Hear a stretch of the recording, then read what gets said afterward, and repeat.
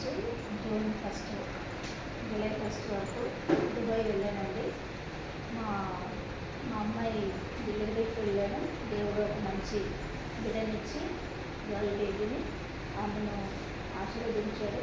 ఆమె పక్కన పాప క్షేమంగా ఉంది. నేను 2 నెలలు వెళ్ళి వాళ్ళతో ఉండి వచ్చాను. నాకు ఇంకెక్కువ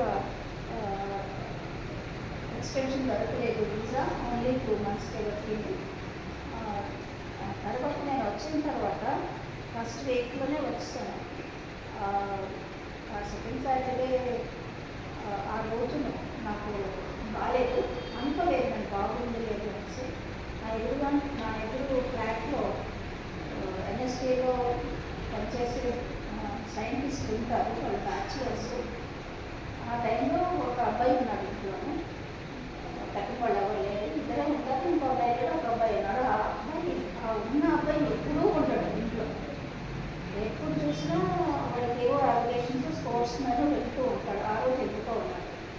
ఇంకొక సంగతి ఏంటంటే, ఆ రోజు మా ఫ్లాట్లో మొత్తం అపార్ట్మెంట్లో అందరికీ కరెంట్ ఉంది, వాళ్ళకి ఒక్కడికే కరెంట్ ఉంది.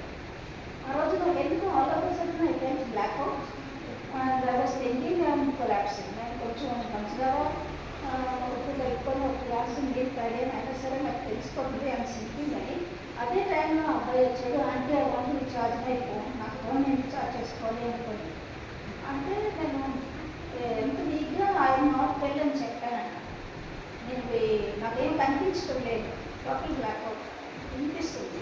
అబ్బాయి గొప్ప వాళ్ళ ఇంట్లోకి వెళ్ళి వాళ్ళ ఫ్రిడ్జ్లో ఆయిల్స్ ఏదో ఒక కాటన్ ఉంటే తీసుకొచ్చి నాకు పట్టించి డబ్బుగా అంటే తాగు అని పట్టించి ఒక న్యూస్ పేపర్ వేసుకొని నాకు వేసుకొని అంటే చెవులు పట్టేస్తున్నాను.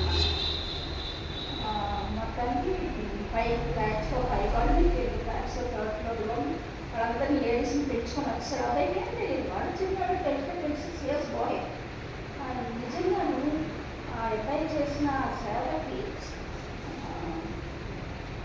నేను నిజంగా దేవుడు తీసుకొచ్చాడు. ఆ దేవుడు దావీదు, అబ్బాయి పేరు దేవుడు, అంత గొప్ప దేవుడు దావీదునే పంపించాడు నన్ను లేవనెత్తడానికి. ఇది నా జీవితంలో మహా గొప్ప కార్యం. మీకు నన్ను మరణం నుంచే దేవుని తీసుకొచ్చాడు. నాకు దేవుడు అంత గొప్ప దేవుడిని నేను ఎప్పుడు ఏమి చెప్పను. నేను పట్టుకొని నడుస్తున్నాను, ఆయన నా చేతి పట్టుకొని నడుస్తున్నాడు కాబట్టి నేను నిలబడగలుగుతున్నాను. నా జీవితంలో ఇంతవరకు ఆయన 73 years old. ఇప్పటి వరకు నన్ను దేవుడు నన్ను నడిపిస్తున్నాడు. నా గురించి ప్రార్థన చేయండి, ఆరోగ్యం ఇవ్వాలని. మోస్ట్ ప్రాబ్లీ నేను మళ్ళీ వెళ్తాను దుబాయ్.